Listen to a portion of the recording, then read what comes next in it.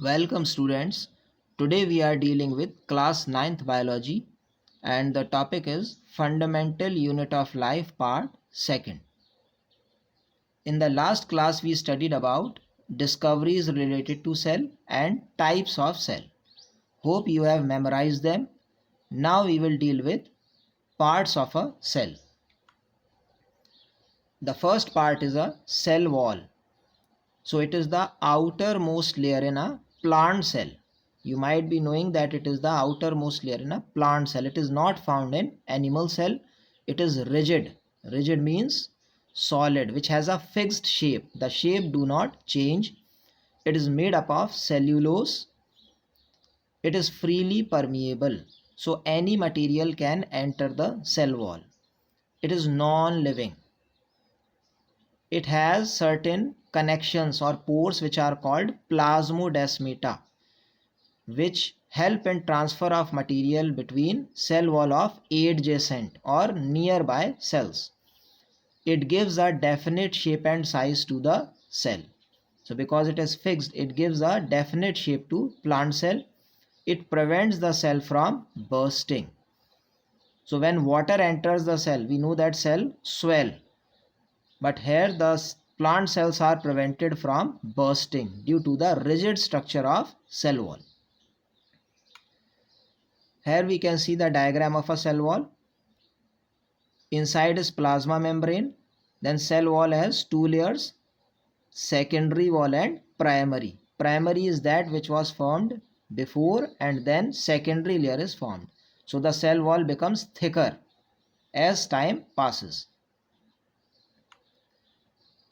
Cell membrane or plasma membrane. It is the outer covering of most of the cells. It is selectively permeable. What is the meaning of selectively? It can select materials. Some materials are allowed to pass while others are retained. They are not allowed to pass. So this membrane is very important because it decides which material should enter. It is made of two types of substances, lipids and protein. It gives flexibility to cell. So since it is flexible, it gives flexibility to cell. You might be knowing that amoeba moves its pseudopodia. So it is because of the flexibility of plasma membrane. It regulates exchange of materials like gases, nutrients, water. It allows exchange of materials. Here we can see the diagram of a cell membrane. There are two sides, outside of cell and inside of cell or cytoplasm. In the outside of cell, we can see carbohydrate chains are there which are attached, proteins are there. Half protein is on the outside and half is inside, like a sandwich. There is a protein channel which allows materials to enter, lipid bilayer. So we can see there are two layers of lipid. So remember children that lipid is in the form of a bilayer, like a bread in a sandwich, and protein is like the material inside a sandwich. So we can remember it that cell membrane is a lipid bilayer with protein inside. This model was given by Sanger and Nicholson and it is called fluid mosaic model. Nucleus. It is a dense body in the center of cell. It is covered by nuclear membrane. The nuclear membrane is a double layer having nuclear pores. So nuclear membrane has pores. What is the function of pores? They help in transfer of material between nucleus and cytoplasm.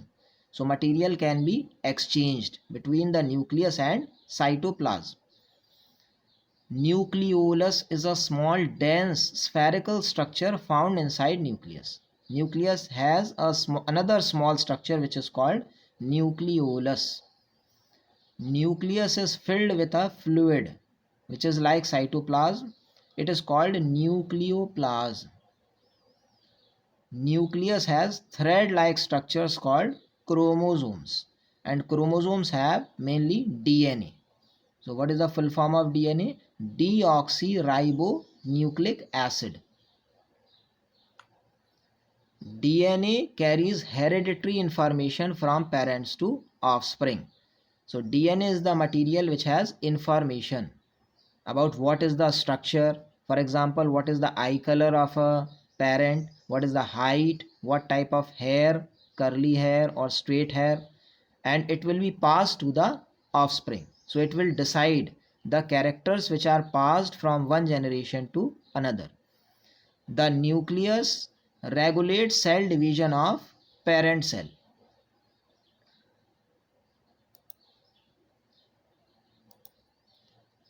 So it regulates cell division. When a parent becomes mature, how it will divide to form daughter cells. Nucleus controls how cell will develop. So it controls how a cell will develop by controlling its chemical activity or the reactions, the metabolic reactions.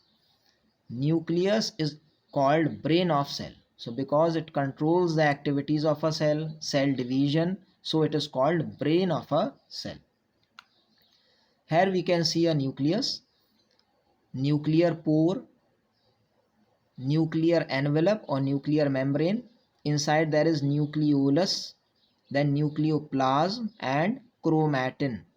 So when the chromosomes are inactive, they are called chromatin. Cytoplasm, it is the fluid content inside cell. So the cell is filled with a fluid which is called cytoplasm. It was discovered by Purkinje. Huxley called it physical basis of life. So Huxley told that if in a cell there is no protoplasm, it is not living, because all the reactions, all the nutrients, they are found inside cytoplasm and they react. Without reaction there is no life. It contains all cell organelles. So protoplasm has all the cell organelles found in it. The main constituent is water. So about 80% water in cytoplasm. It helps in transport of material from one part to another. So it helps in transport of materials. Here we can see cytoplasm is the fluid that fills the cell and it mostly contains water. So it is a liquid medium. Cell organelles. So cell organelles are membrane bound structures. They are structures which are surrounded by a cell membrane with spatial functions. First is ER or endoplasmic reticulum. Now endo means inside, plasmic means plasma membrane, and reticulum means network. So inside the cell there is a network. It is a large network of membrane bound tubes. So it has tubes which are called tubules because they are small. They have sheets and bags called vesicles. So these three combine to form ER. It is similar in structure to plasma membrane. So it is made of lipid and protein. It is of two types, rough endoplasmic reticulum and smooth endoplasmic reticulum. RER or rough endoplasmic reticulum has ribosomes on surface. So it is rough in appearance. It produces proteins. The smooth endoplasmic reticulum, it does not have ribosomes on surface and it produces lipids. So this is the difference. ER help to build cell membrane. So it helps in formation of plasma membrane. It is called membrane biogenesis. It produces enzymes and hormones. You might be knowing that enzymes are made up of proteins and hormones are also made up of proteins and some are made of lipids. It is a transport channel for substance, especially protein. So it transports material. It forms a framework for biochemical activities. So it forms a pathway. And many reactions take place on its surface. It gives structure to cytoplasm. So since it is spread throughout the cytoplasm, it gives structure. So it is also called skeleton of cell. Like there is found skeleton in human body which is made of bones, there is a skeleton of ER inside cell. In liver cells of vertebrates. So vertebrates are those which have a vertebral column or backbone. For example, human beings, the liver cells, in liver cells of vertebrates, smooth endoplasmic reticulum toxify poisons and drugs. So what is the function of SER? It detoxify poison and drugs. So all the poisons which come inside body and the medicines, the harmful part is removed. Here we can see endoplasmic reticulum. It is attached to the nucleus and spread throughout the cell. On one end it connects to the nucleus and on the other to the cell membrane. We can see rough endoplasmic reticulum with ribosomes and smooth endoplasmic reticulum without ribosomes. The second cell organelle is Golgi apparatus. It was discovered by Camillo Golgi. They are membrane bound vesicles, bag-like structures arranged parallel to each other. So they are arranged parallel to each other in stacks. Stack means a group. They are called cisterns or cisternae. Now they have membrane connection with ER membrane. So Golgi apparatus are connected with ER and both combine to form cellular membrane system. The function of Golgi apparatus is to store materials, to modify. Modify means to change their structure. For example, they change simple sugar into complex, like glucose into starch, and pack products in vesicles. They pack material into bags. They are also involved in formation of lysosomes. You might be knowing that lysosomes are bags which contain digestive enzymes. So lysosomes are formed by Golgi apparatus. Here we can see a Golgi apparatus. It has cisternae,